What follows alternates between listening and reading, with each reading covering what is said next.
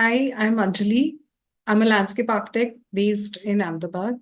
Uh, Going through Bashak's writing and discussion, I sensed an attempt to close a series of gaps from intent to design to communication and to execution, something all of us face in our practice and are attempting to do practically every day. It also reminded me of some passages from Richard Sennett's book, The Craftsman. Every craftsman conducts a dialogue between concrete practices and thinking. This dialogue evolves into sustaining habits, and these habits establish a rhythm between problem solving and problem finding. He, however, also goes on to say in another part that what the process of concrete things reveals to us about ourselves. Learning from things requires us to care about the qualities of cloths or the right way to poach fish.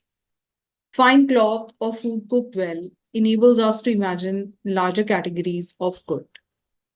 Friendly to the senses, the cultural materialist wants to map out where pleasure is to be found and how it is organized. Somewhere this resonated and it reminded me of a set of other gaps that we navigate, indeed dwell, in the process of placemaking. I will attempt to explain this through three stages of working that most landscape projects go through. The first is the site and context. Second is the process of communicating design. And third is the actual execution of things on site. The first one, site and context.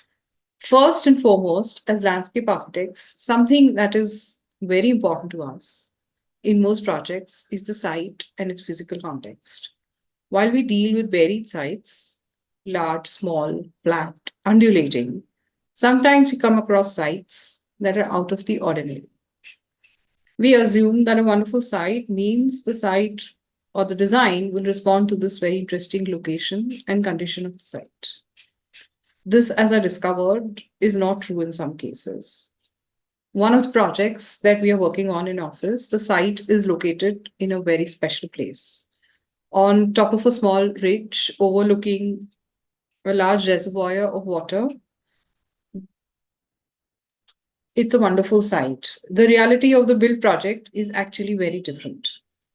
Hence, there is a difference between the larger location and context of the site and what is the actual site of the project that you're working on. While you cannot completely bridge this gap between the two sites, the gist of the design process has been to find things and points that can make some connections between the two. The joy in the project has, in fact, been in dwelling in the thickness of this gap and discovering things that may or may not relate directly to the making of the project. For example, while the site is supposed to be within a high rainfall area, this particular location sees more rainfall than its immediate surroundings. While it is clearly a part of the northern Western Ghats, it lies within some extremely local conditions.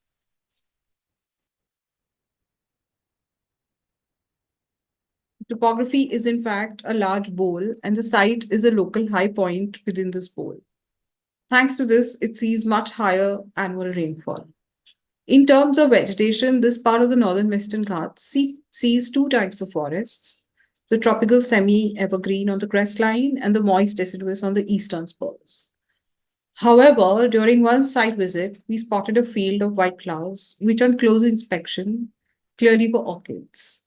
So these are Habenaria grandifloriformis orchids.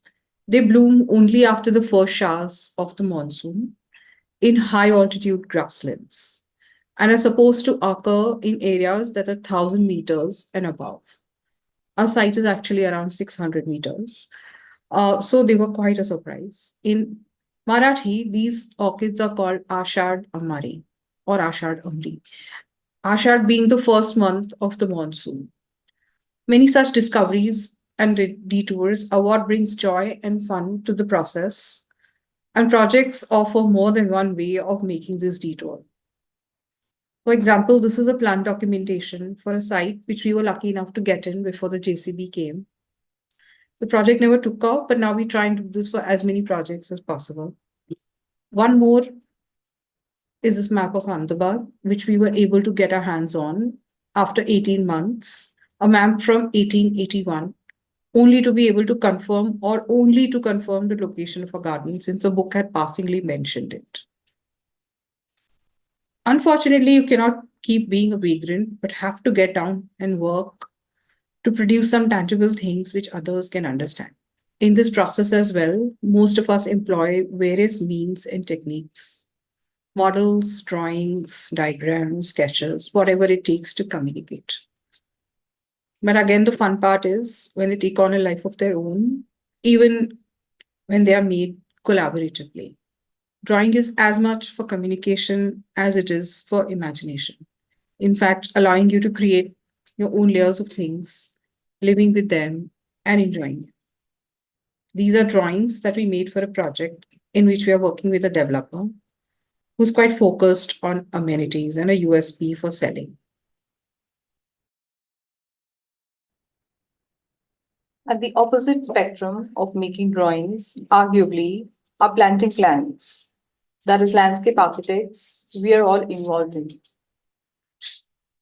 This is, of course, in most cases, the last set of drawings to be released.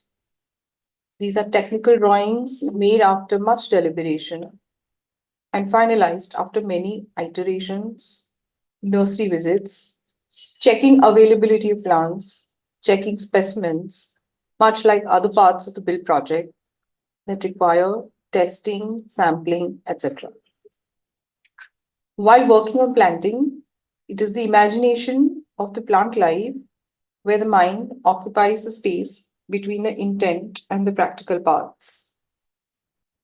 One can imagine myriad characters before pinning things down for their actual making. These are collages we've made for an unbuilt project in which it was critical to figure out a sense of the plant material at the conceptual stage itself. In another project, again one with quite a tight garden, a model helped getting the scale and character of the trees correct while finalizing the species.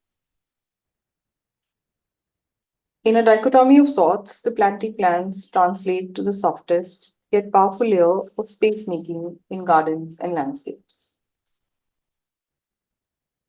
Whether it is a courtyard with shade and water, an entrance court surrounded with grasses, or a walkway around a garden, a flowering shrub, or a composition of grasses at the edge of a river.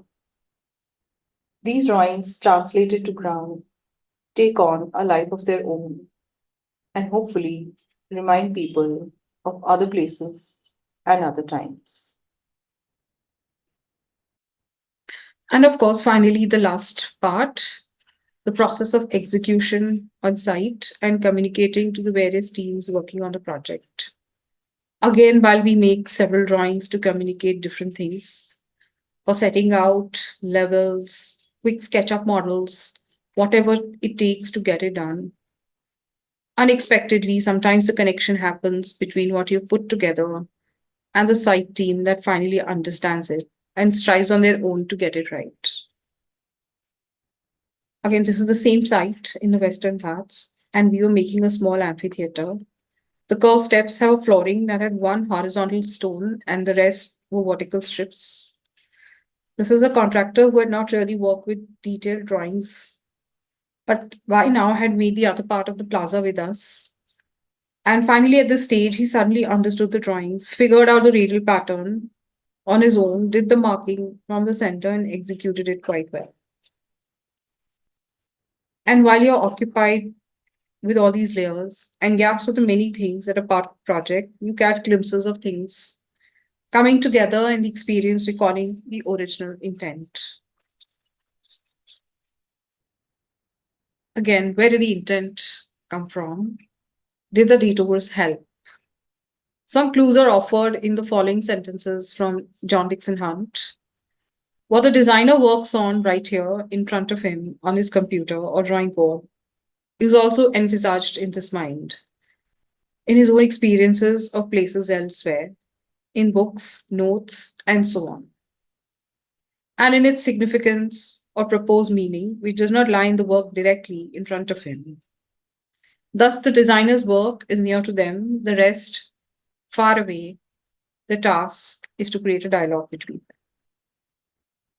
I would like to conclude by asking if this movement of the mind translates to anything tangible on sight. Can it evoke, as a Japanese poet says, many things brought to my mind as I stand in the garden staring at a cherry tree?